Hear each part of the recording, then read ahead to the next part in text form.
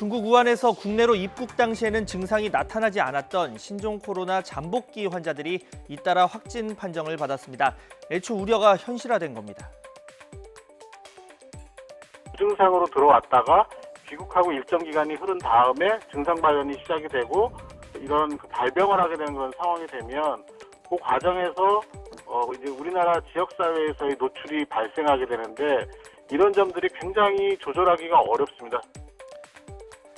네, 문제는 열이 나는 등 이상 증세 뒤에도 바로 1339 보건당국에 신고하지는 않았다는 겁니다. 우한시에 거주하는 3번 환자, 설 명절을 맞아서 가족을 만나러 한국을 찾았습니다. 참고로 저 상호명은 지금 보건당국에서 공개를 했는데 이용자 가운데 발열 등 초기 증상이 나타나면 빠른 신고를 유도하기 위해서 법령에 저렇게 공개하도록 규정이 돼 있습니다. 네, 넘어가서 입국 다음 날인 21일 서울 강남구에 있는 호텔 류브에 묵었고 22일에는 렌터카로 강남구 글로비 성형외과를 방문했습니다. 다음 날은 한강 산책 그리고 잠원지구 GS25 편의점을 이용했고 또 역삼동과 대치동 일대 식당에서 식사까지 이루어졌습니다. 24일에는 해당 성형외과를 다시 방문했고 또 경기도 고양시 일산의 음식점과 카페도 들렸습니다. 네, 지난 25일에야 기침과 가래 증상으로 자진 신고를 했는데 문제는 이미 22일부터 발열과 오한 증세가 나타나서 해열제를 복용했다는 겁니다. 중국에서 사망자가 이미 나올 정도로 심각성은 알려진 상황이었습니다. 열감과 오한이 있었기 때문에 그냥 몸살기라고 생각을 했고 환자분은 폐렴이고 가래 객담, 기침 객담이 폐렴의 중요한 소견이라고 생각을 하셔서 그때 신고를 하실 거라고 판단을 하고 있습니다. 4호 환자는 보름 정도 우한 관광을 다녀온 뒤 확진 판정 전까지 감기 증세로 2차례나 경기도 평택의 의료기관을 찾았습니다. 최근 우한에서 입국하거나 또 확진자와 접촉한 사람은 이제 어느 병원을 가든지 간에 팝업창으로 감염 지역 방문 환자다 이런 사실이 뜨게 돼 있는데 빠른 의심 환자 파악을 위해서입니다.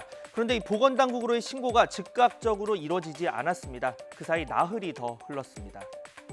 물론 잠복기 전염력에 대해서 뚜렷한 결론은 아직 나지 않았습니다. 증상에 비례해서 전염 가능성도 커진다는 게 중론이지만 중국 측은 또 잠복기에도 전염력이 있는 것으로 보인다 이런 견해를 내놓기도 했습니다. 그러다 보니까 이 해당 지역 주민들 아주 불안감을 호소하는 글도 잇따르고 있습니다. 다만 전문가들은 사태를 주시해야겠지만 지나친 우려 역시 불필요하다고 조언하고 있습니다. 바이러스의 생존력 그리고 공기 전염 가능성을 고려한 발언인데 직접 들어보시죠. 환경 소독하게 되면 세균들이 바이러스나 세균들 다 상혈되거든요. 네. 현재로서는 지금 그 분이 방문하시던 곳들은 안전하다고 생각하시면 됩니다. 주된 이제 발병자들은 긴밀한 접촉, 그러니까 이제 뭐 가족 간 수준의 전파 또는 뭐 우한 내에서의 평가들을 보게 되면 이제 뭐 같이 대화를 한다든지 비말을 통한 전파일 가능성이 높다. 아주 캐주얼한 접촉들, 뭐 그냥 스쳐 지나갔거나 뭐 이런 상황으로 전파되는지는 뭐 아직 확실하진 않지만 가능성은 떨어지지 않을까 이렇게 생각을 하고 있습니다. 네, 앞서 타이완은 입국 당시에 증상을 보고하지 않았던 남성에게 1,000만 원이 넘는 벌금을 물렸습니다. 우리 감염법 예방법은 이 역학조사에 협조하지 않거나 거짓으로 답변하면 2년 이하의 징역 아니면 2천만 원 이하의 벌금을 부과하는데 다만 잠복기에 귀국을 해서 일상생활 중에 발열 같은 초기 증상이 생기고 이때 바로 신고를 하지 않는다면 이런 제재 조항을 적용할 수는 없습니다.